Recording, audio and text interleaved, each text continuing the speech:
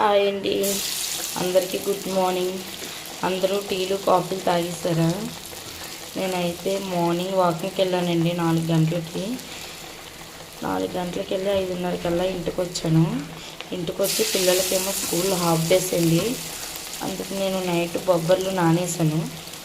అవేమో బొబ్బరి పప్పు అన్నమాట. ఇది గారెలకి వేస్తున్నాను. మిక్సీ పట్టేసి ఇందులోని ఉల్లిపాయ, జీలకర్ర, పచ్చిమిరకాయలు, కరివేపాకు, కొత్తిమీర, అల్లం వేసి మిక్సీ పట్టేసాను. మిక్సీ అంటే కొన్ని మిక్సీ పెట్టాను, కొన్ని ఏమో మామూలుగా ఉగ్గిసాను. తర్వాత ఏమో వీటికి చట్నీ అంటే చికెన్ ఉంటే బాగుంటుంది, కానీ మార్నింగే కదా పలుకుల చట్నీ చేస్తాను పిల్లలకి. అవ్వండి గారెలు.